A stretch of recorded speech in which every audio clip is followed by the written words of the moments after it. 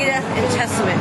And I'm lucky enough today to get to interview Dave Ellefson of Megadeth, and I am absolutely excited. So come on in, let's go see how it's going to go.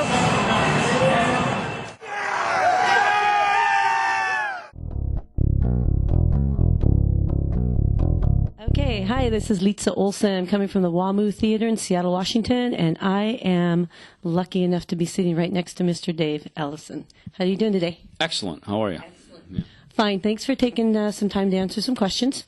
And sorry, I have little cards I'm going to read from. No problem. Okay. First question is, now that you've returned to Megadeth and the tour's going and you're up and running again, how does it feel? You know, it feels great. It's really cool. It's in fact, we played our first show over in Spokane back in March 1st, and a lot of people said they're like, "Wow!" It was like it's like Dave and Dave never missed a beat. You know, and it's like as if no time went by. And that to me was probably one of the biggest compliments for both me and Dave and for Megadeth is that. You know, it just shows that you know, me being back here and us working together again, that this is heartfelt. You know, we're doing this because we both want to be here. We both want to play these songs, and especially with this 20th anniversary tour and a lot of these, you know, this American Carnage Tour, the big 4 shows we did. We got the Jägermeister Music Tour coming up here with Slayer, Megadeth, and Anthrax. We just got all these just cool things coming up, and that we've been doing, and they're just the big celebration of our genre this year, and I think that's the thing that everybody's just so pumped and so excited about. So it's excellent to be back here and be part of this. Yeah, excellent. So I know you've toured a ton through your life time. So what's different now about touring than maybe when you first started? How different is it? You know, touring has, you know, it ebbs and flows, you know. I mean, we all know it's, you know, people don't really buy records anymore. They kind of buy singles, you know, which is kind of the old 50s and 60s mindset before the LP, the long form, the long play, you know, came into being in the 60s and 70s. And so it's interesting, you know, we even as artists, I think sometimes we're kind of rethinking things, you know. It's like making an album takes a lot of time, there's a lot of cost in it, a lot of expense, you know. So and you know, sometimes I think, you know, maybe it would be easier to just record 2 or 3 songs and put them out and be able to go on tour now, because especially a band like Megadeth, now our touring is different. You know, it used to be like we would put out a new album and to go on tour. Now, as you can see with what we're doing tonight by playing the legacy of the Rust in Peace record, you know, now fans want to hear the old material. You know, exactly. Right? So that's one way the touring has changed a lot, is now that why they come out to see Megadeth is different. You know, obviously this is big because me and Dave are back playing together again, and that's a cool thing. But to hear, you know, these songs from years ago, you know, performed. We've never done one of these, and I realize it's kind of a trend. A lot of people are playing these albums top to bottom and stuff, but Megadeth, we've never done this before. So for us, I think this is a really hip thing for our fans to come out and see this, and especially this album.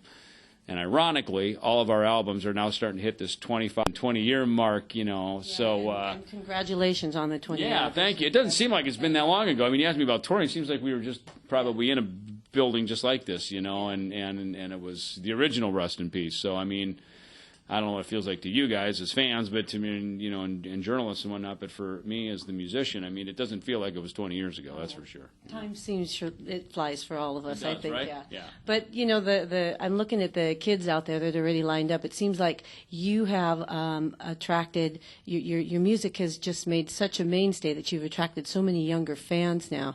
With the internet and YouTube, do you think that that's helped a lot too? I mean, before you just recorded an album and you had to tour, and now there's so many different outlets for people to get your music. Yeah, there is. I mean, yeah, it's definitely, it's instantly available, isn't it? You know what I mean? Just a click of a mouse and bang, you're right in and you can get up to date. And, you know, also the video games, you know, Guitar Hero and Rock Band and these things. I mean, my kids, you know, they play it and they're getting turned on to music that, they're turned on to music that even I didn't listen to growing up, like Cream and some old Stone stuff, you know what I mean? Stuff that even I didn't listen to, and they're like playing that.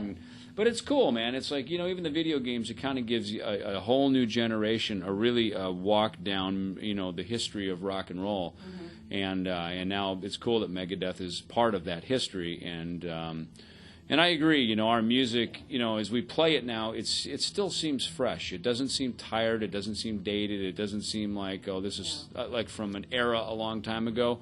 You know, it really, and we knew that even as we were writing it, there's something special about the music, you know, that it really has a timeless feature about it, and that's, you know, here again, all these years later, it's cool that that feature is part of our music, because people come out and they want to hear it and they want to see it played live. Right. Well, we're excited to hear it tonight. I can't wait. But next question. So, during your absence from Megadeth, it seems like you were just extremely busy. I mean, you had your bands, and you do everything. You write songs, you produce, you teach, you put out a book. Right. You've done all these things. I mean, what keeps you going, and what inspires you? You know what? I just love music. You know, I love playing it. I mean, doing what I do now. I mean, this is when I was like 11 years old, and I was hearing Kiss records, and I begged my mom to buy me a bass and a little amp, and I started playing. I mean, I did then what I'm doing now. You know what I mean? Nothing's really changed in my life, and I guess I'm really lucky that I honed in on that, and my parents were supportive of me, that I could, you know, continue, you know, with this passion through high school. And then when I left high school, I moved to California. I met Dave. We started Megadeth, and you know, and it's just doing it for the love of doing it, you know. And it seems like, you know, I've never played music really for money.